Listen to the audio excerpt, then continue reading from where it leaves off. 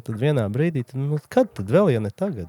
Mēs saprotam, varbūt tas tāds klišejisks. Mums vispār ir 3 novirzieni, ar ko mēs nodarbojamies. Mēs tagad runājam tikai par vienu. Jūs sabildējāt Ēles žurnālam Parīzē. Ēle Baltiks. Editēja viņa bildes un komentēja visu. Konkrēti komentēji. Un vienā brīdī es teicu, ja jau tu esi tik gudri, tad nāc pati. Es krāju naudu un tad gāju uz Humpalām, lai es varētu Es iepirkties, esmu bijusi Rezeknas Humpalās. Ļoti labi. Tā izdegšana ir relatīvs jēdziens. Nedomāt vispār, ko par tevi domā citi. Come on, tā kā neviens par tevi nedomā. Jā, ticamā neviens par tevi nedomā. Diemžēl. Visticamāk pat nepamana tevi. Man liekas, ļoti svarīgi katram cilvēkam ir nodefinēt, kas tad viņš ir.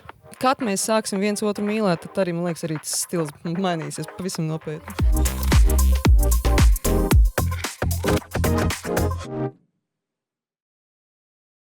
Sveiciens Denim Dream podkāstā. Starp citu, pirmais tāds modīgais podkāsts Latvijā. Podkāsta koncepts gan visiem skaidrs un saprotams. Šeit vienmēr būšu es, Rūta Dvīnska, un man tur blakus kāds stilīgs, modīgs un labs cilvēks. Šajā reizē 2 viesi. Sintija un Miks Užāni. Pāris, kuriem stilīgiem būt savā ziņā ir arī darbs. Un par to mēs arī parunājām. Par viņu darbu, par viņu lielākajiem sasniegumiem un panākumiem, un par to, cik stilīga ir vai nav mūsu sabiedrība. Es sarunāšos šodien ar vienu latviski sakot īstenu power couple, jeb spēka pāri. Pie manis ciemos šajā dienā Sintija un Miks. Čau. Čau. Sveiki. Čau, mīļie. Mēs kādu brītiņu neesam tikušies. Kas jums jauns šajā brīdī? Kas notiek? Ko notiek jūsu dzīvēs? Kas aktuāls? Čau visiem. Īstenībā tieši vakar bija modes skats, ko rīkoja kopā ar Stockmanu un Smart Marketing. Un, jā, teiksim tā, visu dienu pavadīju kopā ar modelēm, stilojot, un es diezgan noguruši šodien. To nevar redzēt. Īstenībā varētu Miks iesākt šo sarunu, lai es varētu to tā iesildīties. Ieskrieties. Es nesaprotu, par ko viņi runā. Es vakar gulēju un skatījos televizoru. Vispār neesmu nogurst. Nē, bet, ja tā pa nopietno, tad, laikam, pirmkārtām paldies par komplimentu par Power Couple. Tas ir tā ļoti patīkami dzirdēt. Ikdiena mums ir ļoti intensīva, ļoti daudzpusīga. Kā jau iespējams nojaut, dzīvot un strādāt kopā, tas nav vieglākais risinājums, bet mēs kaut kā, laikam, 11 gadu laikā esam to pat diezgan perfekti iemācījušies. Mācāmies joprojām, ik pa laikam jau sanāk. Bet mums neiet slikti ar šito tēmu. Man liekas, es pat nevarētu tik viegli un tik jauki dzīvot, ja man dzīvesbiedri nestrādātu ar mani kopā. Ja viņi to nesaprastu, droši vien arī kaut kādās reizēs, un arī otrādi, visticamāk arī Miks, es pilnīgi šim pievienojos, jo mēs arī strādājam ar vīru vienā industrijā, mēs burtiski pie blakus datoriem sēžam darbā, un cilvēkiem šķiet, kā tu tā vari visu dienu jau tā tu tur esi, vai ne, kopā, un tā vēl darbā kopā, un vai tas nav par daudz, un es vienmēr domāju par to pilnīgi tādās citās kategorijās, man ir tik viegli viņam kaut ko izstāstīt vai nodot, jo es zinu, ka man nav tā kā jāiesāk ar tur 2 A4 lapuspušu ievadu, piemēram, par kādu kolēģi vai notikumu. Es varu lekt jau uzreiz tā kā pie lietas, jo viņš zina, par ko ir stāsts. Jūs arī to šādi tā kā izjūtat? Principā tieši tāpēc arī mēs strādājam, man liekas, kopā, jo viņš spēja man saprast vislabāk no visiem cilvēkiem, ar ko es strādāju, man liekas. Un arī otrādāk. Un arī viņš nolasa manas domas un idejas. Un bieži vien man varbūt ir tā problēma, ka tu kā tāds kreatīvs cilvēks nespēja tik labi izteikties, kā varbūt tāds biznesa cilvēks, vai ne? Un Miks parasti nolasa manas domas no A līdz Z. Un tāpēc arī, man liekas, mums tik labi sanāk sastrādāties. Un man liekas, tieši darbā mēs vispār nestrīdamies. Tā kā mums īsti nav pat par ko īstā strīdēties, bet tad, kad varbūt kāds, ja tās nesaskaņas ir, tad vairāk ir noguruma tādā iespējā, vai ne māju iespējā, vēl bērni, nespēdas, tā. Jā, un tas, es domāju, ir katram. Bet mums jau pēdējā laikā, pēdējos pāris gadus mums jau ir izstrādājis tas algoritms, mēs sākam kaut ko kā cīties savā starpā, kas nav bieži, bet ir. Un tad beigās viens no mums pasaka, kad tu ēd? Aiziem paēst, un tad atgriezīsimies Tad pie šī neesi tu pats, tēmata. ka tu esi Un tad salds. šī varbūt nelaikā, bet veselīgā pauze, jo tajā dienā visticamāk tiešām nav laika paēst, viņa var izglābt tavu dienu un paaugstināt tavu produktivitāti reiz 10, jo tajā brīdī, kad tu sāc mazliet strīdēties, kāds nav apmierināts, viens izbesīja otru, otrs sāk vainot vēl kādu trešo vai apkārtējos apstākļus, tu paēd un tā. Ok, varam turpināt. Labs ēdiens un miedziņš vispār diezgan fundamentāli svarīgs lietas. Mēs tiksim arī līdz jūsu darbam šodien noteikti, bet mazliet par laiku pirms vēl viss tas aizsākās tik tādā augstā līmenī un tik profesionāli, kā jūs darbojaties šajā dienā, kaut kur tam visam bija saknes. Jūs esat savā ziņā, es domāju, modes pasaulē tāds samērā klišejisks piemērs, fotogrāfs un modeli. Nu, kur vēl skaistāk? Es domāju, ir tik daudz skaistu filmu par šo vai visa kā cita, bet jūs zinat kādu citu savas industrijas pāri, kas ir ne tikai savas tā kā darba attiecības pārvērtuši attiecībās veiksmīgās, bet vēl arī pēc tam turpina šādā veidā kopā izcili performēt. Ir taču droši vien vēl kāds piemērs, vai ne? Vienkārši es nezinu. Man liekas, fotogrāfs Juris Zolbergs ir sieva, arī viņa sieva ir stiliste Jūlija. Un ik pa laikam īstenībā mums arī šobrīd esam vairāk pievērsušies tādai production daļai, kur arī mēs veidojam gan modas reklāmas, gan pamazām arī modas video.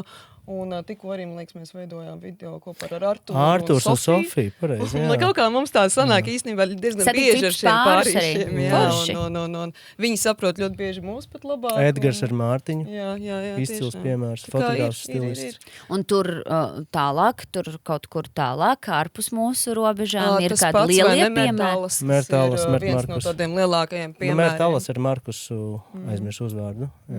Jā, jūs tagad stāstāt, tā kā mēs zinām. Visi tagad saprast, par ko mēs runājam. Viņi principā divi fotogrāfi arī līdzīgi strādā kā mēs, ka nevienmēr tev jāpārzina visa fototehnika, lai iegūtu to perfekto kadru. Piemēram, es nepārzinu tik labi fototehniku, bet es redzu kadru, un līdz ar to es varu nospiest dažkārt to podziņu, bet Miks man saliek gaismas un vispār. Mums diezgan sadalītas tās lomas, ko mēs daram. Ar Sintīpu Lielam ir tā radošā smadzenes, un es esmu tas, kurš mēģina iztulkot viņas lidojumu, jo bieži vien to, ko viņi domā, tu nevar atrast tādas references vai kaut ko, tas nav tā kā, piemēram, ja mums kāds jaunietis šādi taisa kaut kādu moodboardu, mēs uzreiz redzam tā, ka šis no Pinterest ņemts, tas nav nekas jauns. Un, mēs 11 gadu laikā tu izgājis cauri visām iespējamām datubāzēm, tu jau jūti, tu redzi, ka kaut kas tur atkārtojās. Un tad mans uzdevums ir savā ziņā iztulkot to Sintīs dažreiz lidojumu. Jo bieži vien tā visa iedvesme radusies no dažādām izstādēm, galerijām, no dizaineriem, māksliniekiem, kas kaut kādā brīdī tev savāc viss kopā un tā pāc, jā, te varētu tieši šo ideju, bet es viņu nevaru nekur atrast, vai ne? Un tad viņi atrodas Mika valstu prātā, apmeklējumu, no Marakas, vai ne? Ne jau ka tu krāsām, jā.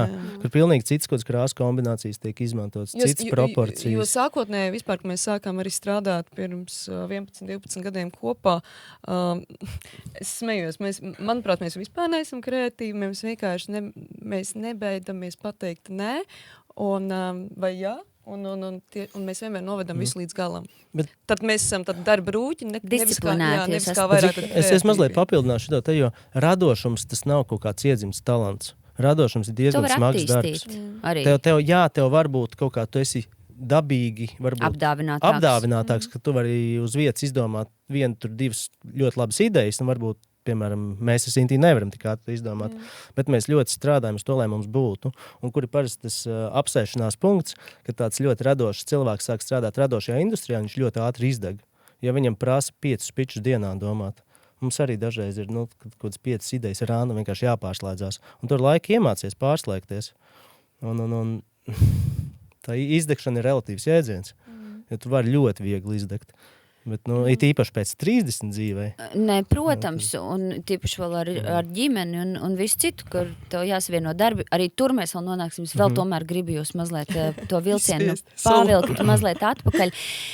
Jo jūs katrs pats par sevi, pirms jūs vēl tapāt šajā tandēmā darbos kopā, jums sanāk arī katram pašam ir bijis tas mirklis, kad jūs mazliet nomaināt to darbošanos. Sintīs gadījumā varbūt modē bija modē palikt tikai citās kategorijās. Principā, ik caur 5 gadiem mēs cenšamies kaut ko pamainīt. Jā, bet tu vispār tur no kaut kādas sporta pasaules nonāci visā šajā, kā tas notika. Par to vēsturi. Parasti ir kaut kāda, es nezinu, tur trauma kādam, zinu, un visi jāmat sportam mieras. Man vecāki kopumā nāk no radošajām industrijām. Es vienkārši kaut kā redzot tos Wild 90s Latvijā kaut kā mēģināju izmukt no šī visa. Jo es tā kā sapratu, man likās, ka man jādara kaut kas pilnīgi cits, un tad kaut kā laikam ejot, visu, ko es redzēju savā dzīvē, bija tas, ka man vecāki nestrādā 9 līdz 5. Viņi strādā nenormētu darba laiku ar dažādiem ienākumiem, atkarībā no kaut kādām ekonomiskajām situācijām. Un man likās tā, nē, tas nav priekš manis. Es gribu tā kā strādāt īstu darbu, nevis izdomāt, tā kā mēs tagad. Un tad laikam ejot, es ātri pēc darba ārlietu ministrijā sapratu, ka laikam es gribu būt pats savs dzīves noteicējs. Un, lai gan tas varbūt ir riskantāk, bet tomēr tas vairāk piemērots man. Jā, tad mēs arī satikāmies. Tad mēs arī tieši iepazināmies, jā. Tur vienkārši visas kārtas, it's a destiny, kā saka. Jackpots. Jā. Vēl kāds. Mēs sākām, principā, jā, es biju 18 gados vai 19 gadus, tev iepazinis, jau neatceros. Es sāku strādāt kā modeli, mani atrada aģentūra caur sociālajiem tīkliem. Un tad mēs paralēli sākām tikties. Paralēli braukāt pa Eiropu strādāt. Es strādāju kā modeli. Vīrs tajā brīdī bija žurnālists NATO, un tad bija tā sanāca, ka viņš braukāja, es lidoju prom, un tad pēc kaut kādas pusgada vai gadu mēs sapratām, ka it's fun. Mēs attīstamies, bet mēs tomēr gribam būt kopā un kaut kā veidot to visu miedarbību kopā. Mēs vēl varbūt nesapratām, uz kurien mēs virzamies. Uz kurien mēs jo tev bija booming modelis karjera, man ļoti labi gāja savā darbā. Man arī ļoti labi gāja tiešām, man ļoti īstenībā kaut kā paveicās, man nebija neviens bad experience, arī modelis karjerā es biju, teiksim, tā sekoja līdzi visam, domāju līdzi. Arī nopelnīt tādu pirmo vai ne lielo naudiņu, kas man uzreiz iedeva tādu atspērienu punktu dzīvē, ka īstenībā tu vari sasniegt un dabūt gandrīz visu, ko tu gribi, ja tu ej uz to un ja tev nav šīs kaut kādas negatīvās enerģijas apkārt. Un pēc tā mēs atlidojām atpakaļ uz Rīgu un sapratu, katrs no sava galamērķa. Mēs visu laiku lidojām. Tur Sintī dzīvoja Bankokā ik pa laikam. Jā, Bankokā, tur nezinu, Spānijā es ļoti ilgi dzīvoju, konstanti tik pat laiciņam. Un laikam tā pasaule arī, kas man arī ļoti iesita pa smadzenēm, ka mēs tiešām varam tiekties uz visu, ko mēs gribam mūsu tā kā domās un tā. Un tad mēs atbraucām atpakaļ, es varu man ir jāapmaina savu stratēģiju dzīvē. Es gribu iet no modelinga mazliet projām, lai gan man ļoti patika, vai ne? Un es vienkārši sēdēju un domāju, ko es varu darīt. Es izgāju tur vizāžista kursus un sāku arī pievērsties fotogrāfijai. Gribēju būt ēdienu blogers vienā brīdī arī. Jā, tas bija vēl, kad vispār vēl nebija, man liekas, blogeri Latvijā. Normāli sevis meklēju. Bet tikko sākās jau kaut kāds ar fashion, kā influencer ēra, un miksās saka, varbūt pamējās ēdienu blogers, bet man ir kauns, ko man citi padomās, jo tas ir bišķi tāds, nav gluži mans, tā kā mana tematika. Un es izskrēju visu to tādu riņķa apli, sāku mācīties arī fotogrāfiju, aicināju modelis, mēs tur fotografējām testiņus mājās. Un es apgāju to visu apli, sapratu, kā vispār veidojas laikam tā reklāma, vai ne, tādā ziņā. Un tad es apstājos pie tā stila. Kāpēc, kas varētu būt tā stilista, vai ne? Miks arī redzēja manī to kaut kādu, ka man ir tas ķēriens, jo bieži vien es biju tā, kas jau toreiz editēja viņa bildes un komentēja visu. Tu konkrēti komentēji visu laiku, un vienā brīdī es teicu, ja jau tu esi tik gudri, tad nāc pati. Un tāds arī sākās, tas ir, laikam, man īstenībā vakar DJ Elīna Furman uzdeva šo jautājumu modas skatē, cik es ilgi nodarbojos ar stilu, man tāds neatceros, 7, 8 gadu. 18. gads, apmēram, pirms Covida. Un tāds viss sākās superstrauji. Bet tu jau līdz tam, nebija jau tā, ka tev, ja tu tikai modas tai industrijā nonākot un modelis darbu uzsākot, tad tu sāki vispār tā kā izprast un saprast un skatīties, kas tas tāds stils ir. Man sāk savilkties viss galvā, tā kā visu, ko es uzsūku uz savas dzīves laikā jau no bērnības, jo es visu bērnības atceros, biju maziņas skatījos Fashion TV, un es gribēju būt tur, bet es nesapratu, kas es esmu, kā. Nebija tā, ka es gribu būt modeli. Es sapratu, ka es gribu būt tajā visā iekšā, bet kā. Tāpat arī vakar Devil Wears Prada 2 filmu pirmo daļu, man liekas, es biju redzējis reāli 30 reizes vai vairāk, kad es biju maziņa. Tas bija mans tāds, kaut cik labi būtu tur. Nu, protams, tā arī viss ilūzija, tas ir nenormāli tāds, kā pateikt, masīva vieta, kur arī tā izdegšana notiek, šis modas lauciņš. Tā ir mašinērija. Jā, tā nav industrija, kas tevi tur glauda un pājā, bet mums kaut kā laikam, ja tev ir tas spēcīgs un tu pārstāvi tiešām sevi un nebaidies, pateikt, kā es teicu, ne vai jā, tad, kad tas ir vajadzīgs, tad tā industrija ir ļoti patīkama. Tu esi no Rezeknes, pareizi? Jā. Otrais cilvēks, kurš šajā podkastā, ar ko es sarunājos, ir no Rezeknes. Es domāju, un otra bija Lāsma Novika, kur arī tā kā par stilu nevarētu piesieties. Ja? Un tad es domāju, jums kaut ko tur tā kā, kaut kāds ir Rezeknes, kaut ko ar putru iebarot, tur ir kaut kāda Rezeknes īpašā auzu pārsla, kur ieliek jau galmi. Kāds pēc akcentu pateic, ka viņa Rezeknes? Es man šķiet vienkārši to zināju, beidz, Mik, piesieties. Es nevaru pielaust viņu runāt latgaliski jau 11 gadu. Bet tas būtu skaisti. Tas būtu nenormāli. Vienreiz nejauši es dzirdēju. Jā? Nejauši. Ar Romīti vai nolamājāt? Nē, ar Romīti. Lūk, bet principā, zin kā, man liekas, ka es to saukšu, diemžēl, par mazpilsētu, kad dzīvo šādā mazpilsētā, un tu gribi tiekties uz tiem sapņiem, tu mēģini izcelties, un man liekas arī tajā laikā ļoti daudzi bērni, jaunieši centās izcelties arī ar stilu, un mēs gājām uz vietējiem tirgiem, tā kā Agdejus atceros, tur bija tā kā tāds milzīgs tirgus vārdā Džeta vai something like that, un tu ieeji, un tur vienkārši pārdevēji, Купи моё, это подешевле, это 5 евро, 7 евро. Toreiz bija Lati vai Lati un santīmi, un tas viss jau tevī iekšā ir jau no bērnības. Es krāju naudu un tad gāju uz humpalām, lai es varētu iepirkties. Es esmu bijusi Rezeknes humpalās, filmējot vienreiz. Ļoti labas. Tā kā man liekas, tas kaut kā, tev īsti varbūt nav tik daudz ko darīt tajā mazpilsētā, un ļoti daudz meitenes aizrāvās, jā, ar stilu, kaut kā tā ļoti interesanti, jā. Un plus laikam tas brutālisma, visa tā ietekme, kas ir arī postsovieta ietekmē, kā var redzēt uz maniem apaviem, vai ne, tāds bišķi 90s bandītu vibes un viss šis. Tas tev atstāja kā bērnam iespēju tavām smadzenēm, man liekas, iesit. Vispār es domāju, ka viss, tā kā jūs sakāt, jūs jau gūstat iedvesmu ceļojot, apskatot, redzot, baudot, droši vien nogaršojot un viss, un tas jau viss, tas tāds milzīgs kopums, man liekas, kas, kā Mika saka, tas radošums ir kaut kas, kas ir arī disciplīna, bet tajā pašā brīdī tā ir, man liekas, milzu tāda spēja to sevī kaut kā tā absorbēt, jo es nāku tā kā no pilnīgi tās otras puses, es ārkārtīgi novērtēju, piemēram, jūsu darbu, un es redzu, ka šis man šķiet estētiski, tiešām ļoti gaumīgi, skaisti un viss super, bet ja man pašai būtu kaut kas tas jāizveido, tur šausmas. Tā kā, un nav, vienkārši tā kā nav. Tāpēc kaut kādā ziņā es tomēr slēdsos domāt par to, ka tu esi apdāvinātāks varbūt kodā šajā lauciņā, saredzēt. Ne, bet tas jau, man liekas, kā jebkurā profesijā. Inženieris sāk, viņš ir tikko no universitātes, un tad ar laiku viņš kļūst apdāvinātāks. Viņš iespējams interesējās, lasa, apmeklē, seminārus, izglītojošus. Jo ļoti daudz jau neredz tās negulētās naktis, protams, tagad ar bērnu ir mazliet citādāk, mēs sevi disciplinējam, lai vakarā mēs pavadām ar bērniņu vai brīvdienās, bet agrāk bija tā, ka mēs sēdējām līdz 4 naktī, strādājām, 7 no rīta cēlāmies, braucām fotosesiju. Protams, tad arī bija tās kādas izdegšanas, kur tu saprati, ok, tā nevar savos 25 gados vienkārši tā rukāt un kā trakais, bet tā bija ļoti tāda. Mēs iemācījāmies strādāt un saprast, ka biznesa gēns nav. Tas viss ir tevī pašā, jā.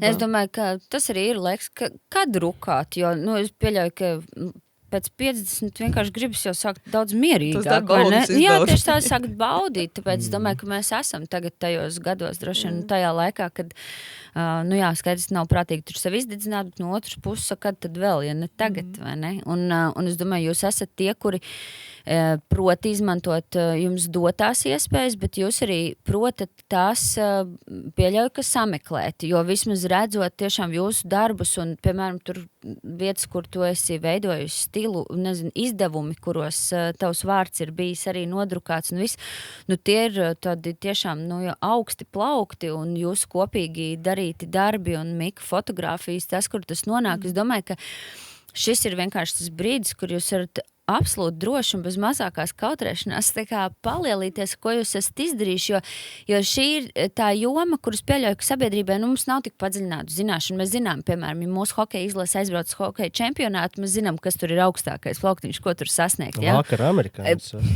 Visu cieņu jauniešiem, tieši tā. Bet tagad, piemēram, ja mēs runājam par modi, tad tur, pirmkārt, noteikti labi tā gradācija, tur daudz lielāk, viss plašāki ūdeņi, un mazāk varbūt saprotama tā vide.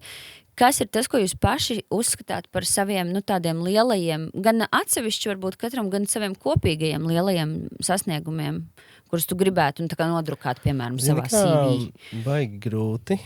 Pamprovē. Protams, man ir kaut kādi savi daži mīļākie darbi, piemēram, pēdējais, ko mēs tikko Ievu lagūnu safotografējām pastaigai, bet mums, man liekas, ir tāds bišķiņ nerakstīts likums, varbūt arī rakstīts, kas zina, baigi nejūsmot par saviem darbiem, jo laiks jau neapstājās. Lai citi jūsmo? Tieši tā, kaut kādā ziņā, jā, mēs... Labi, nav tā, mēs laikam ļoti sevi džedžojam. Nē, mēs arī nedžedžojam, mēs varam papriecāties, bet te ir tā nianses, ja tu sāksi par sevi fanot, tur nekas labs nesanāks. Agri vai vēl. Tendences mainās tik ātri, un tad atkal, kā mēs redzam saturu, vai tas ir žurnāls, vai tas ir klasisks žurnāls, vai ne, ko mēs Parīzē sabildējam, mums nenormāli patīk, bet es nevaru atļauties par to jūsmot. Jūs sabildējāt Ēles žurnālam Parīzē. Ēle Baltiks, jā. Tas jau ir tā kā, šis ir tas, ko man liekas pat vidēji, kurš klausās sapratīs un zinās, tas ir lieli. Jā, bet šī fotosesija, viņa bija arī tāds tā kā izpētes brauciens Parīzē, kur mēs tā, sākam strādāt uz ārzemēm. Un man liekas, tas bija tāds atklāsmes brīdis, kad mēs tiešām katru dienu satikāmies ar visādiem paziņām, draugiem, latviešiem, kas strādā tieši augstās modes industrijā. Un mēs sapratām, kāda paradīze ir Latvijā salīdzinoši. Tur tā konkurence ir nežēlīga. Jo, protams, mums ir dziļumos, ir tas, strādāt Parīzē un būt tur, bet laikam tas mazliet mums aplauzas spārns, ka īstenībā, tā kā... Šeit ir labi, un Baltija ir jāattīst arī Latvija, lai nav māksla izskriet, aizbēgt, māksla ir palikt un radīt savās mājās. Es gribēju tieši jums pajautāt par to mūsu ļoti mazā, šaurā loka to faktoru, ja mēs esam tomēr tāds pīļu dīķīts, ja par to modas industriju globāli runā, tam pīļu dīķītim gan jau ir gan plusi, gan mīnusi. Kas ir tas, ko jūs redzat kā tādu ieguvumu tajā, ka jūs radāt savus darbus Latvijā, un kas ir tas, ko tomēr gribētos citādā? Pirmām kārtām, laikam, dzīves kvalitāte. Tu tomēr dzīvo savās mājās, tu esi tuvu ģimenei, draugiem, radiniekiem. Tas tāds pats pirmais, ko tu iespējams agrā jaunībā nenovērtēji. Arī es nodzīvoju 5 gadus Londonā mācoties, bet tomēr tie ir tādi plusi. Otrām kārtām, man liekas, ekonomiski mēs esam diezgan pievilkuši klāt visai pārējai Eiropai, vismaz cenu ziņā. Es nezinu par visiem tiem iekšzemes kooperatīviem un tādām lietām, bet cenu ziņā, nav tā, ka mēs aizbraucam, piemēram, uz Parīzi. Jūsu atalgojumu ziņā, tu domā, piemēram? Arī, jā. Es saprotu, ka varbūt tur Parīzē, Londonā ir nedaudz lielāki tie atalgojumi, tur īres dārdzības dēļ, bet lielos lokos, arī tas, ko mēs noskaidrojam Parīzē, mēs tā īstenībā Latvijā labāk maksā. Protams, tas ir atkarībā, kur tu tiec un kā tu strādā. Un vēl viena maza lietiņa pēdējos, man liekas, 2 gadu laikā vai pat pēdējo 5 gadu laikā Latvijā diezgan iebrauc dažādi ārzem zīmoli, sākot no mass-market līdz pat lielajām reklāmām, par ko ļoti daudz pat nezinu. Kādā ziņā iebrauc, tu domā? Piemēram, pagājušajā vasarā es kopā ar stilistu Latābo mēs veidojām kampaņu priekš Adidas Latvijā. Pasaules kampaņa. Radījāt to viss notikās Latvijā, un pēc tam tas viss tiek eksponēts pasaulē. Arī, piemēram, Elzēs laukos Adidas veikalā bija tā reklāma. Seja ieejamāts, wow. Tā kā nereāli. Tas, man liekas, ir tavs lielākais darbs ever. Jā un nē. Tas bija, man liekas, vesels mēnesis, tu strādāji non-stop. Tu biji 2 nedēļas Vācijā. Es eju pa lielveikalu, man viens tāds normāls fotogrāfs arī nesen uzbildēja tādu foršu bildi vienam foršam zīmolam. Es redzēju. Jā, un normāls čals, smuk bildi sanāca. Un es eju garām un skatos, man jau tajā brīdī liekas tā kā wow, tā kā milzīgi. Bet tā bildi tiešām ir wow. Jo normāls fotogrāfs saka. Bet, jā, paldies Mikam vēlreiz par sadarbību. Jūs zināt, kur bija? Bet nu, tad es iedomājos, aiziet tiešām, nu, it īpaši, kā tu saki, tā Parīze ir bijusi kaut kādā ziņā, tas ābolīts, kas tur, tas auglīts, kas tur karājās, ko noplūkt, un tad tu ieraugi šo darbu. Jā, vai arī, ka tevi, nu, privāti uzaicina, tas pat kāds zīmols uz Parīzes modas nedēļu, man vienkārši sirsniņā tāds, mans mazais bērns ir vienkārši laimīgs. Nevis aizsūta aģentūra, kur sadarbojas ar matulaku, kas tiks izmantota tajā modas skatē, bet pats zīmols tevi aicina kā Sintiju, ja? Tas, laikam, es saprotu, varbūt tas tāds klišejiski un mazās laimītas, bet jā, kad tas tiešām bija mazs bērns, man liekas, tas, tā kā tā mazā Sintija lepotos par to. Un jā, tā arī tāpat ir reklāma, par ko mēs minējam, ka pie mums nāk zīmoli, iebrauc arī, nu, man liekas, ka atbilstošā, varbūt lētāk nedaudz production dēļ, ko Latvija piedāvā. Es nedomāju, ka tikai lētāk production dēļ, es domāju, primāri tas, mums ir LED units. Daudz nostrādā lokācija arī, piemēram, nu, teiksim, filmas jau arī izvēlās uzņemt nereti pēdējā laikā, vai ne šeit? Jā, tāpēc arī pēdējā laikā ļoti, teiksim tā, man mazliet ir, skatos citādāks brutālismu uz šo post-sovietu, vai ne visu arhitektūru, man viņi sāk likties seksīgāk nekā agrāk. Es redzēju pēdējo fotosesiju, tagad man arī liekas seksīgi. Jā, jo atcerēt, kāpēc man tā liekas seksīgāk, jo atceramies, ka citiem viņi liekas daudz citādāk nekā mums, mēs esam pieraduši. Mūsu atstiņas ir pieradušas. Un mums tas ir vairāk jāparāda arī, šīs, teiksim, tie varbūt tādi, kā mums liktos nesmukākie Latvijas nostūrīši. Kādam citam tie nesmukākie, interesanti. tie interesantākie citiem. Wow, pasties, cik viņiem ir interesanti, cik jocīgi uztaisīs tur. Ganība Dambī, tā viena ēka, ko mēs esam tagad noskatījuši. Tikko mēs arī bijām Berlīnē, un es saprotu, cik ļoti mums brutāls mums patīk un iedvesmo. Bet te pašā laikā arī citi arhitektūras. Tāda forma tīrība varbūt atmet visu lieko. Protams, mēs bieži vien to brutālismu redzam tādu vecu un puspamest, un tāpēc, man liekas, atmiņās un no bērnības, un kas tā par māju, fuj. Nu, tas ir tas, ko es, piemēram, nodomāju vienmēr. Tas sporta zālē, es eju sporta zāli Pļauniekos, un tas 3. stāvs, kad pa to treadmill tur skrien, un skaties uz to 50 Shades of Grey, un ir tīpaši tāda apmaukusies pelēcīga diena, tāda migliņa, tāda smīkņā, tas lietatiņš ārā, tas pelēkās mājas, un visu, un cik iedvesmojoši. No otras puses arī tajā, protams, var atrast kaut ko, kas ir... Es uzreiz iedomātos, skatos kaut ko tādu, man gribas tur ielikt, piemēram, rozā zaķi. Es tieši iedomājos rozā bildi kaut kādu. Vai kaut kādu dzeltenu, nezinu, meiteni dzeltenā tādā tracksuit kostīmā. Nu, kaut kā jau tas cilvēka dabā vienkārši ir iekārtots, ka mēs tiecamies pēc tā, kas mums nav tam, kuram čirkaini mati, tas grib taisnus un otrādāk un viss pārējais, ne? No tā izrietošais, pēc mēs arī droši vien iedomājamies, ja mēs domājam par skaistu fotogrāfiju, es redzu tur komo, nezinu, kaut kāda skaista, nu, tur veca arhitektūra, ja tur un tam līdzīgi, un tas varbūt tur komo domā, pasies kādas viņiem tur bloķenes, Tieši tā. Jā, kas ir tas, kas vēl, nezinu, kas, par ko jūs esat tā priecājušies un nosvinējuši? Jūs atļaut vispār sev nosvinēt tos lielos? Kas ir svinēt? Nu, lūk. Nē, bērnu svētkus, es ceru vispār. Tos, jā. Mēs svinam dzīvi. Kas mans mīļākais teiciens? Ka dzīve ir jāsvin? Tev katru dienu ir kāds imšanas diena. Jā. Es nezinu, ka tas man mīļākais iespējams. Bieži. Tagad tu zini. Jā, dzīve ir jāsvin. Ne, bet jūs tā pasitat vismaz viens otram uz pleca par to paveikto. Mēs tiešām cenšamies tīpaši pēc lieliem projektiem, kur tu pavadi mēnesi, pat vairāk, piemēram, pie viena projekta ilgstoši. Kāds TV productions, tad gan mēs. Jā, vai kāds, piemēram, zīmolam, kā mārketinga tur jāpalīdz, vai, mums dažādi ir aspekti. Mēs arī projektos piedalāmies miks ar savu tur kompāniju un valsts iepirkumos. Mums vispār ir 3 novirzieni, ar ko mēs nodarbojamies. Mēs tagad runājam tikai par vienu. Jā, vajadzēja sākt izstāstīt par visiem 3. Viens tas skaidrs, to mēs sapratām. Pirmais, laikam vissanākais, kas mums ir palicis, mums ir fotoaģentūra. Mēs apkalpojam dažādus uzņēmumus, pārsvarā valsts uzņēmumus vai valsts iestādes publiskajos iepirkumos. Tur pašlaik mēs esam 5 fotogrāfi.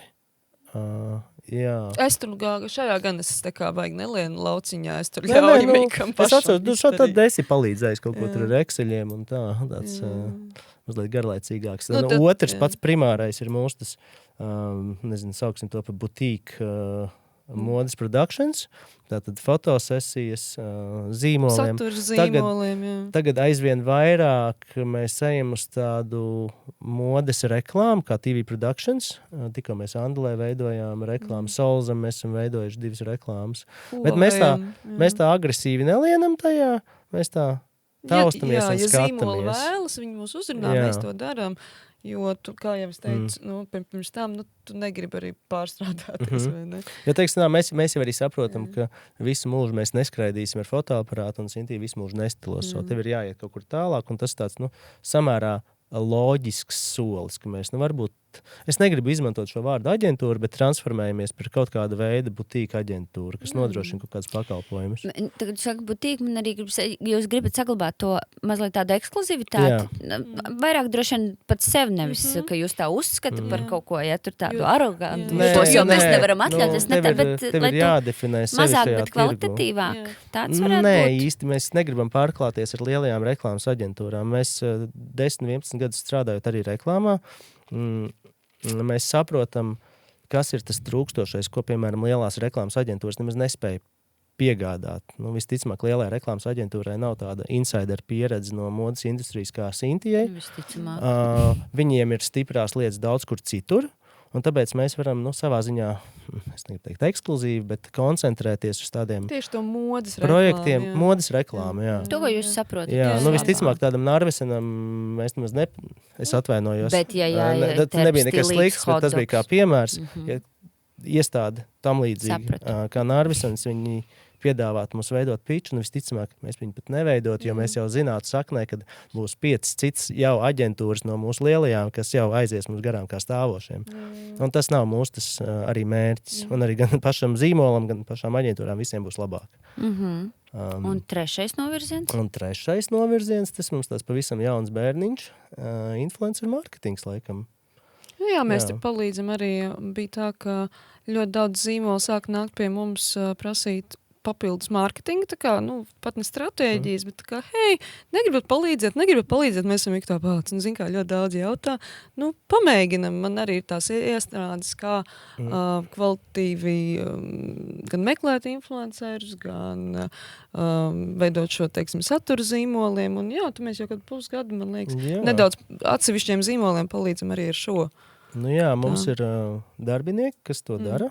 Kas to mūsuprāt diezgan labi dara. Un tagad mēs tā laikam pirmais mēnesis, kad mēs jūtam, ka mēs varam daudz vairāk attīstīt, ka viss ir tās iestrādnes strādā, viss notiek. Sintija vai mēs veicam šo komunikāciju ar klientu, un tālāk ļoti ātri mūsu kolēģi pārņem to visu, un mēs jūtam šo, ka ir tie muskulīši aug mazliet. Cik forši, ka atrodas arī kāds, zin kā, ar ko saklikšķi, tas jau, man liekas, šajā gadījumā. Arī meitene, ar ko mēs strādājam, viņai ir ļoti liela pieredze vienā no lielākajām reklāmas aģentūrām. Bet gribējās kaut kādu mieru dzīvē, visticamāk, vairāk. Jā, iespējams. Jā. Šis tiešām tas tā nāca pilnīgi arī negaidīti pēc pieprasījuma. Jā, vienkārši zīmolu mums sāka prasīt, bija kaut kā 2-3 zīmoli. Bet tu manifestēji pirms tam. Tu teici, mums vajag izdomāt biznesu. Mums vajag kaut ko citu vēl darīt. Tā kaut kā. Man šķiet, ka ir brīnišķīgi tas, ka jūs protat monetizēt tās savas jau spēcīgās puses un tos savus plusus, kas jums ir doti. Jo jūs droši vien zināt, es nezinu, kāda tur statistika, bet es domāju, ļoti liels procents cilvēku tā arī to dzīvi nodzīvot, darot to darbiņu, ko viņi vienkārši dara, lai iztiktu, vai ne, lai mēs izdzīvotu. Un tad jums, jo maz ir to ļaužu šķiet, kur var tiešām tādu absolūtu prieku doties uz darbu un no tā arī paēst. Tas ir, teiktu, viens no tiem noslēpumiem, ko mēs mēģinam saglabāt to bērniņu sevī, to bērnišķību. Bet tas ir arī, ko mēs sarunas sākumā teicām, ka mums ļoti iesita tā pasaule, ka tu redzi, kā var, un ka tu satiec cilvēkus, kas tevi iedvesmo, un vienkārši klausies viņu stāstos, tā arī var. Un tad tev tā saprašana sāk attīstīties, un tu atbrauc atpakaļ, tā, let's go, daram. Labi, bet tad pie šī mazliet uzkavējoties, tu sacīji, ka pasaules redzējums, tas paver tev plašāks iespējas, tu ieraugi, ka tu visu to vari sasniegt, bet tad mēs kaut kur sarunā bijām nonākuši arī līdz tam, ka jūs sapratāt, ka tā Parīze tomēr tā pieredze mazliet aplauza tos spārnus, un ka liekas, ka varbūt labāk palikt te. Tā ir tāda, vienkārši tāds reality check, ja, tā realitāte, tā kā iekiko, vai tomēr vienkārši saliekot plusus, mīnusus. Es domāju, tā ir savas matemātika. Jā, mēs ļoti analizējam. Vienkārši kalkulators. Mēs skatāmies, kādu cilvēku, es atvainojos, kas tev pārcels. To mēs gan daram regulāri, un non-stop Sintī pārtās man ir siņa, un tā mēs kuļi vāļi viens pāri otram. Bet tas, kad mēs redzējām, kādu cilvēku tev pieteicās asistēt, tā, wow, ok. Un tad tu sāc slikt kaut kādu timeline galvā, pat ja mēs pārvāktos, kāpēc, lai mēs būtu labāki par viņiem? Un tā konkurence ir nežēlīga. Iespējas visnotaļ ir. Mums ir savi gadi, mums ir bērniņš. Un mums patīk Latvija. Bet mēs neatmetam to domu nedaudz par Franciju, tāpēc mums jau ir tādas pāris idejas. Bet par to mēs te vajag nerunāt. Mums tur ir savas idejas. Vēl manifestācijas līmenī. Nē, jau izstrādes līmenī, bet atkal, jā. Bet par pārvākšanos, tādas mums domas nav, bet par darbību tur ir. Bet to mēs te vajag nestāstīs. Tas, lai paliek pagaidām pie mums. Tev, Siti, nav arī tāds kaut kāds, iekšējs, varbūt nedefinēts tāds skaļi, bet tāds virsuzdevums, ka tev šķiet, ka tev ir mazliet arī jāsakārto šeit tā modas industrija Latvijā. Es ar to nedomāju tur par tiem Exceļiem pieminētiem vai vēl kaut ko, bet tīri tādā... Tie arī jāsakārto. Tie arī noteikti, bet tīri tādā tiešām iedvesmas un izpausmes ziņā un viss, jo es nezinu, es varu tev uzdot arī ļoti triviālu jautājumu, kā tev šķiet, kā vispār cik stilīgi ir mūsu sabiedrība? Tas viss ir ļoti iet roku rokā ar kultūru un intelektu, diemžēl. Vai par laimi. Vai par laimi. Es negribētu neko skaļi teikt, bet es jūtu, ka mēs kaut kādā ziņā latvieši esam ļoti iestrēguši. Mēs esam diezgan tādā, kā es bieži saku, Mikam, tādā zemā enerģētikas līmenī, un mums patīk nevājoši izteikties vienam pret otru. Šie komentāri, kas visur sociālos tīklos, gan tredos, par visu, par jebko. Un tas man tā kā, wow, tas viss atspoguļos arī uz to stilu, ka cilvēki ļoti konservatīvi, ieslēgti. Ja mēs pat skatāmies uz Skandināviju, Stokholmu, kur cilvēki, viņi ir ieturēti minimālismu stilā, bet viņi ir atvērti. Un tu vari redzēt arī tās krāsas un pasteļtoņus. Šeit Latvijā es jūtu ļoti to, ir šie brīvdomājošie cilvēki, kā mēs sakam, open-minded vai ne, kas iet, izceļās, nebaidās. Un tas pats arī ir intelekta tādā līmenī, vai ne, viņi neies un neaprunās un nerakstīs šos naidīgos komentārus. Un tad ir šis otrs gals, kas ir diezgan tādi ieturēti, pelēcīgi un bieži vien to arī no šāda tipa cilvēkiem dzird jūt šo naidu vai kaut kādu to konservatīvismu. Jā. Tas ir kaut kā iet roku rokā, un kad mēs sāksim viens otru mīlēt, tad arī, man liekas, arī tas stils mainīsies pavisam nopietni. Bet tas tik... Es domāju par to, kur tas rodas, jo mūsu, brāļi lietuvieši, ļoti labs piemērs, tie ir mūsu vispār, mēs par viņiem runājam visu laiku, Lietuva ir kā labākais piemērs. Mums laikam pašlaik. Bet kā, viņi kā ļoti atbalsta viens otru, piemēram, man arī ļoti daudz sadarbības partneri. Cits vibes. Es tur pastāstīt pāris lietas, bet negribuši varbūt šeit. Viņi atbalsta viens otru. Tu vari man izstāstīt. Viņš nefilmē, neviens tur stāstīt. Piemēram, es atceros vienu gadījumu, man ielika vienam šautautu vienai influenceru lietuviešu, tā kā, hei, rekurs Sintī, man patīk viņas profiliņš. Man no viņas, man liekas, pienāca kaut 300 sekotāji lietuvieši. Tieši tas, kā viņi viens otru atbalsta. Viņi uzticas viens otram, viņi pērk vietējos zīmolus, viņiem ir pilns ar jaunajiem startupiem, biznesiem, kas vienkārši aiziet. Wow, es vakar man liekas, kaut 3 jaunos startupus. Es nezinu, vai tie saucās startupi. Jā, mums arī biznes ir, 60% ir no Lietuvas. 70%. Pēc pēdējā gada apgrozījuma 70% Lietuva, man liekas. Kas tur ir par buksi? Kāpēc? Viņi nebaidās. Un viņi kaut kā... būs labi. Viņi atbalsta viens otru. Kad mēs beigsim noriet un, Mums ir ļoti, es nezinu, vai to skolās jāsāk mācīt šī kaut kāda. Tas, laikam, sāks ģimenēs. Tas sāks ģimenēs, un te galīgi nav vainīga valsts. Jā, mums ir tik nenormāli. Tas jau ir klasiskākais. Jā, bet mums ir tik daudz atbalsta programmas. Tad mēs beidzam ar atlaist saimnu. Tas jau man šķiet, ka mēs tieši par to sabiedrības daļu varbūt arī šobrīd runājam par to pelēcīgo ģērbšanās stilu un to sakabi ar varbūt šo. Es nezinu. Tikai par kaut kādu konkrētu sabiedrības daļu. Es domāju, kopumā, ja arī mums nav laika tam, bet mēs zinām, tik daudz atbalsta programmas, kuras vienkārši nejauši kaut kur izlasa. Lijā. Palasiet, mīļie draugi, mājaslapā, ko tik viņi nepiedāvā. Jūs gribat kaut ko uzsākt, varbūt. Lauka atbalsta dienests. Izcili. Un ir vēl visādas, tagad no galvas neatminos, bet jā. Man ir tāda sajūta, ka mums vēl vajag kādus gadus, laikam 20, un tad mēs varbūt redzēsim kaut kādu līdzīgu kā Lietuva ir šobrīd. Cerēsim, ka mazāk. Ceram. Nē, pateicoties arī jums un citiem jūsu arodu brāļiem un visiem, kuri darbojās šajā lauciņā, tie ūdeņi arī kūstas, tāpēc es tev jautāju, vai tev nav arī sava tāda iekšēja kaut kāda sajūta, ka tas ir, ka tā tev bezmazai tāda misija, ko tu nevienam nelūdzi, bet tā pie tevis ir nonākusi, ka tev ir, tā kā mazliet es domāju, tā ir jāsakustina. Mēs tiešām gribam arī, kaut kādā ziņā attīstīt to, savu zemi, vai ne, savas mājas. Un vēl kaut kāds otrs aspekts, ko laikam arī būtu iekšējās problēmas, ka tu gribi visu laiku izcelties un mēģināt kaut ko jaunu, lai tu būtu tā kā uzmanības centrā, varbūt. Katram ir savi. Tik trāku uzmanības meklēt. Jā, bet mums visiem ir kaut kāds skaidrs. Tu tāds, piemēram, neesi. Es jūtu, ka man dažkārt ir savs ego jāapmierina, kaut kā, ka tevi tur paliela un pasaka, tu ļoti skaisti sanācis un tāds, tā kā man dod to. Es neskrienu pēc naudas, skrienu pēc šī, tā kā novērtējuma. Jā, bet tas arī īstenībā ļoti interesants aspekts. Man liekas, mēs abi, ne jau tāpēc, ka mēs esam kaut kā tur piedzimuši miljonāri, galīgi nē, bet mēs kaut kā mūsu tajā kopdzīves, kopdarbu laikā nekad neesam primāri skrējuši pēc naudas. Mums vienmēr tā ideja ir svarīgāka. Tā nauda, viņa pēc tam jau kaut kā tev seko. Un, protams, tu bez naudas nevari mūsu ekonomiskajā sistēmā dzīvot. Bet, laikam tas viens no tādiem atslēgas lietām nepazaudēt to sevi. Nevis man tur ir labāk kotlets soli, bet strādāsim uz ideju. Mēs sākām, lai saprastu ļoti daudz projektus pilnīgi bez maksas. Un tas, ko es redzu arī jaunajos talantos, ka visi skrien pēc tās naudas, ka tev tomēr, ja atspēriena punktā, tev ir jāmēģina arī pa brīvi izveidot varbūt kaut kādu fotosesiju.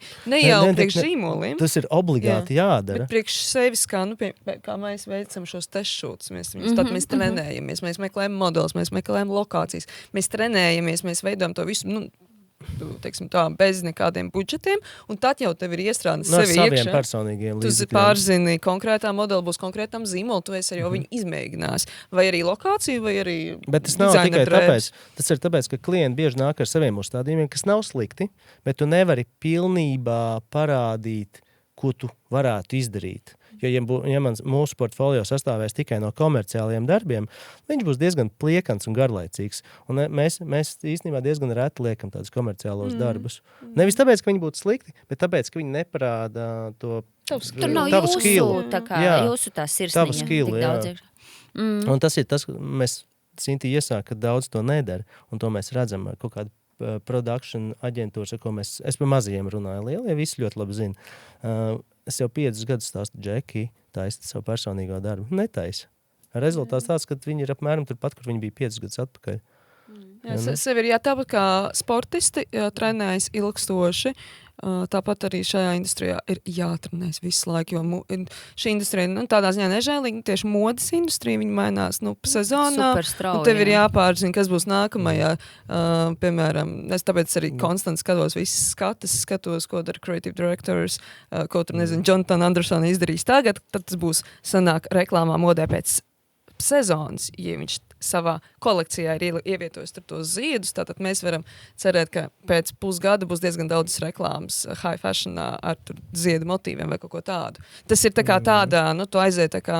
To domāšanu es uztrenēju šādā... jā, tas ir ilgstoši, tu nevar tā vienkārši, tas nav talants, tas ir bet ko tu teiktu, ko darīt, man citiem parastais mirstīgais, kurš vienkārši grib labi izskatīties, kuram ir svarīgi, jo man tā ir kaut kāda arī tāda laikam cieņa pret cilvēkiem, kurus es satikšu, kad es iziešu ārpus mājas, un tā jau mājās mēs visi, protams, pļūtenēs varam sēdēt. Nav jau nekāda vaina arī tām pļūtenēm, viss ir kārtībā, vienkārši tajā brīdī, kad man šeit, ka tu izēti sabiedrībā, es to vairāk saredzu arī kā tādu cieņpilnu žestu pret to, kurus satikšu. Es gribu padomāt par to, kas man būs mugurā. Un tad, skaidrs, ka mums visiem nav laika sēdēt, skatīties, viss skats, tas ir tavs darbs, tas ir tavs pienākums, vai ne? Bet mums jau ne. Kas ir tas, ko tu sacītu, tāds iztikas minimums, lai vispār, nezinu, kaut cik izveidot savu garderobi? Man īstenībā mums šobrīd arī Latvijā parādās, ir jau kādu laiku ļoti forši privātie stilisti, kas garderobas revīzijas, garderobas, tāpat Jūlija Verbīts, kas, man liekas, dara neabrīnojami lielu darbu, ko es nedaru. Es nevaru tā kā strādāt tik tuvu ar cilvēkiem. Katram ir savs. Man ļoti patīk veidot, darboties kopā ar Miku, bet tā kā privāti ar cilvēkiem tas nav mans. Es to Citi cilvēki viņai nepatīk. Tikai tu, es sapratu. Mēs sapratām citi vispār. Un tas ir tāpēc tāpat ar kā fotografi, tāpēc stilisti, viņi dalās dažādās nozarēs. Un es domāju, ko latviešiem būtu jāizķir, ir varbūt pat vairāk sekot šādu tipu stilistiem, modas varbūt tiem pašiem satura veidotājiem, kas tevi iedvesmo ļoti ātrā laikā. Viņi jau apkopo, es arī diezgan bieži apkopoju kādas tendences, ielieku pasniedz uz paplātītes. Jā, aptuveni, kas ir kaut kādas galvenās nianses. Es domāju, tas tāds ātrākais, vienkāršākais risinājums. Vai arī, tu arī paņem pie privātā stilista šo garderobas revīziju, iepirkšanos. Es gribēju papildināt, man liekas, ļoti svarīgi katram cilvēkam ir nodefinēt, kas tad viņš ir. Un parādīt to arī vizuālajā valodā. Ar to droši vien sākas, vai ne? Jā, es teiktu tādu, protams, vajag sakot kādām tendencēm, vajag skatīties blogerus, skatīties tur lielos modes namus, ko viņi dara, bet izdomā, kas tu esi. Un turies pie tā un attīsti. Man baigā problēma šo. Es vienu dienu ļoti labi jūtos. Bet tu neesi normāls cilvēks. Nu jā, varbūt, bet jā. Bet ļoti labi jūtos tur solidā kostīmā. Tur tad man nākamā dienā gribas kaut kādā pilnīgā ķēmā. Nu tā. Es nekad nebūšu laikam ar, Steve Jobs garderobi. Mums ir tieši tas pats. Ļoti līdzīgi, jā. Bet es vairāk to attiecinātu laikam uz citiem cilvēkiem, kas varbūt nestrādā tik. Tu parādies televīzijā katru dienu līdz to iespējams. Tas nav manas drēbes. Kas? Tās nav manas drēbes, kā to tu zini. Jā, bet tu jau kaut kādā ziņā saudz ar to darbu, un tev mainīt tēlu ir absolūti normāli, un citiem cilvēkiem varbūt tas nav tik normāli, tur, piemēram, pilnīgi citā tēlā. Vēl viena lieta, ko es man liekas, iemācījusies tieši pēdējo gadu laikā, nedomāt vispār, ko par tevi domā citi. Tā kā neviens par tevi nedomā. Tici man, neviens par tevi nedomā. Diemžēl. Visticamāk, pat nepamana tevi. Jā, bet es gribēju varbūt vienam tādam konkrētam piemēram pieskarties, kurus, domāju, mēs neviens nepalaidām garām. Bija viens liels muzikāls TV notikums, kur Linda Samsonova atļāvās uzvilkt citādāku kleitu, un man šķita tajā brīdī, ka viņi vispār tāda patrones nes šo karogu mums visiem pa priekšu, ka mēs varam atļauties, mums jāiznāk no kastes, kā tu saki, mums jāpārstāj domāt, ko citu padomās, un tas, kas tur gāzās tajā virzienā, un te mēs esam tur, un man šķiet, es pilnīgi absolūti tev piekrītu, ka šam ir ciešā sakabe ar to, kā mēs vispār domājam, vispār mūsu tāda sabiedriskā doma par jebko, par izglītības sistēmu, par medicīnu, par jebko. Mēs domājam tajā kastītē, mēs neesam gatavi tā kā no tās. Tāpēc cilvēki baidās, iespējams, veidot šos jaunos biznesus. Redzēju, kā Linda izgāja, jo kaut kāds tur... Es negribu nevienu, čalīts ar puncīti, kurš raksta savus komentārus un, kā mēs izskatāmies, piedošana. Mašiņa mājās nav spogulis. Jā, bet zini, man pat tas čalīts ar puncīti liekas, labi. Jūs pa man taču nerunājat. Par vēl vienu. Bet es vairāk domāju par to, ka ļoti daudzi to portālu virsrakstu otrā pusē bija sievietes. Mēs zinām, kas strādā, piemēram, tur manā industrijā, žurnālistikā, vairāk tās būs dāmas, tīpaši tur dzeltenajā presē, vēl kaut kur, kas veido tos virsrakstus. Un tu kā dāma sēdēji tur pie tā sava datora un uzcakināji šo, un tad man šeit, tad jau, bet par ko mēs vispār varam runāt. Un tad man atkal liekas, kaut mums būtu spēks, ar mums, es domāju, tie cilvēki, kuriem varbūt ir dota tā iespēja biežāk uzkāpt, tā kā uz tās skatuves vai kaut kur parādīties publiskāk, un drosme, tā kā izmantot šīs iespējas un turpināt tā, zini, pat tā disidentiski, pat tā, dragāt pretī šai visai masai, jo tad varbūt kaut kas ar laiku arī pamainās. Jo Leišiem jau arī droši vien līdzīgi. Kaut kādā brīdī jau arī viņi bija. Varbūt tagad tu vienkārši paskaties uz to Viļņas Fashion Week un vienkārši wow! Protams, ienāk jaunā paudze, un es arī to jūtu. Viņi atšķirās, protams, visā. Bet viņi arī mazliet tāda, noslēgtāka sevī, teiksim tā, bet, jā. Nav tik ekspresīva tā, bet arī tā moda.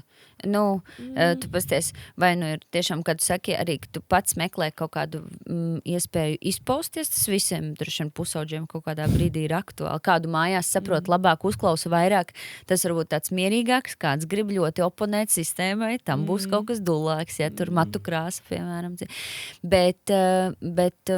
Bet, man liekas, ka tagad, ja tu uz ielas tā paraugies, viņi visi ar tādu, tā kā no konvejera. Zini, kā kādreiz teica, ka tur padomu laikos, visiem viens, neko citu nevarēja dabūt. Ar tām zilām džinsām.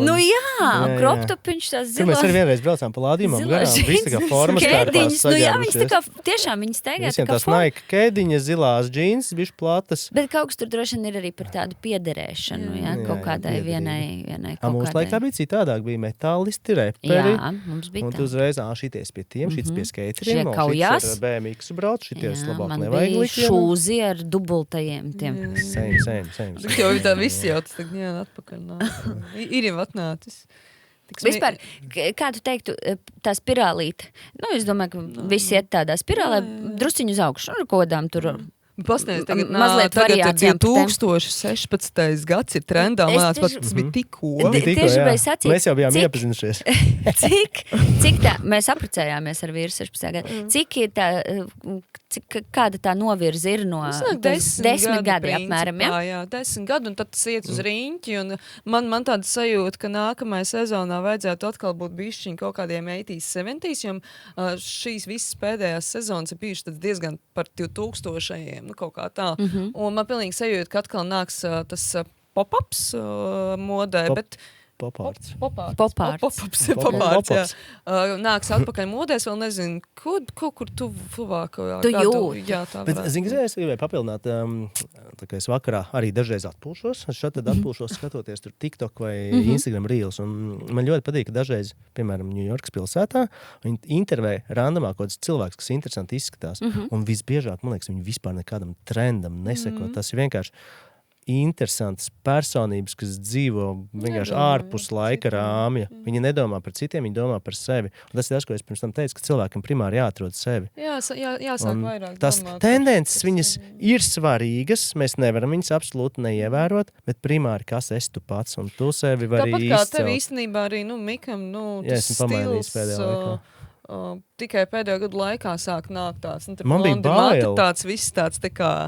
Man bija Marģēlī inspired, vai ne? No ko tu baidījies tavā industrijā?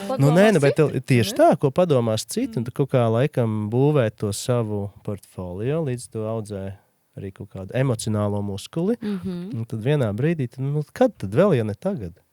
Jo esi godīgi. Man ir augstpapēdienas uzdāvināja ģimenē. Jo es pirms tam... Tā bija būts. Es pirms tam, cik sen tev arī teicu, tur uzģēbi grēdzienu, izdara tā, viņš īsti tā nedarīja. Tikai tas pēdējo 2 gadu laikā, kad tu esi kaut kā atveries. Jā, es biju tikko uz skolas salidojumu, laikam pagājušu gadu, un es biju absolūti normāli apģērbies. Ne tā kā šodien. Tu esi reperis tagad, un tur šitie te sākās, like, I don't even care. Like, ko tu man piesienies? Tā kā ej prom. Labi, es nedēļu kādu iet prom, bet tik ļoti stereotipiski un ik pa laikam kaut nevajadzīgi komentāri. Man bija tāds dzeltenīgas grafitī bikses, kas ļoti ar grafitī zīmējumiem, balts tēkrekls un vienkārši džins jaka. Nekas tāds, absolūti nekas tāds. Nu, izņemot tas, ka uz biksēm grafitī zīmējumi. Un es domāju, tu esi reperis un kādu komentāru. Tā kā, Stāsts, ka mēs kādreiz ar mammu braucām pirms Ziemassvētkiem vienmēr uz Londonu, kaut kāds 10 gadus mums bija tāda tradīcija. Un tu izšurīji visas tās Londonas kaut kādas mazās bodītes, vēl kaut ko atrod, tur tos mazo dizaineru kaut kādas lietiņas, viss tur sapērts Londonā jūties ārkārtīgi labi, ejot pa Oxford Street. Super, vienkārši.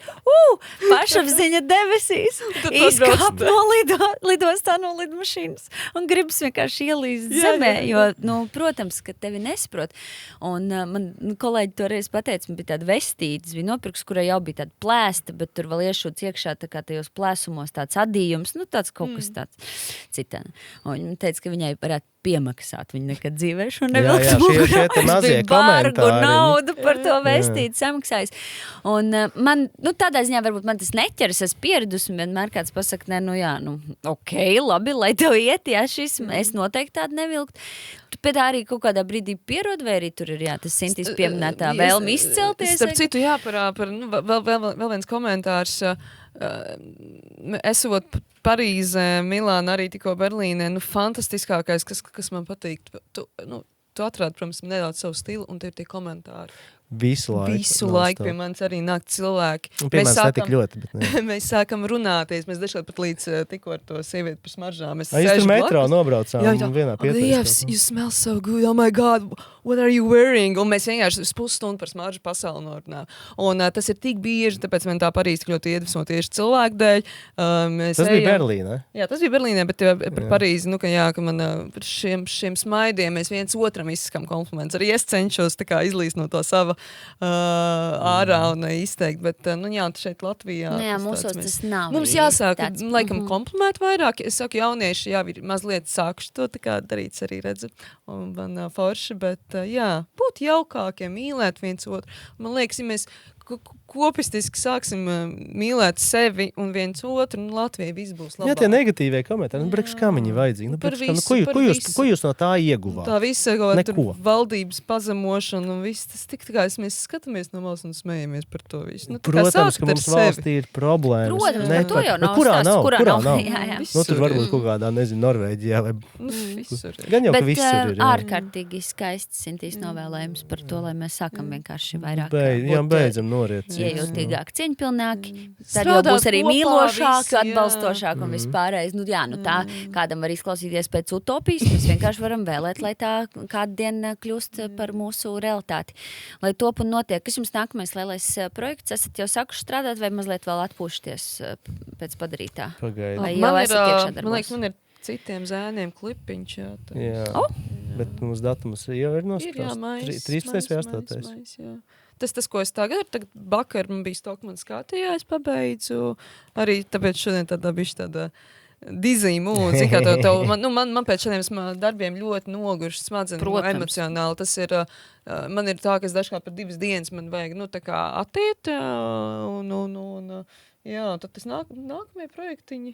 Jā, mums tur diezgan pilns lielvārdu saluma, man liekas, mēs veidosim. Mēs arī tikko bijām Marokā, arī izveidojam tādu fotosesiju arī priekš Elle magazīnu, un tas ir jautājums. Brīnišķīgi, no Marokas līdz lielvārdu salumu, tur kaut kur pa vidu citi zēni ar vēl mūzikas klipu. Jūsu ikdiena skaidrs, ka ir ārkārtīgi piepildīta darbīga, tas prasa ļoti daudzas, tāpēc jūs arī ilgāk vairs neaizskavē, doties beidzot atpūsties, lai jums brīnišķīgi skaista darbīga vasara, un lai jums vēl skaistāka šī diena, skaista ziedoša vasariņa Sintī.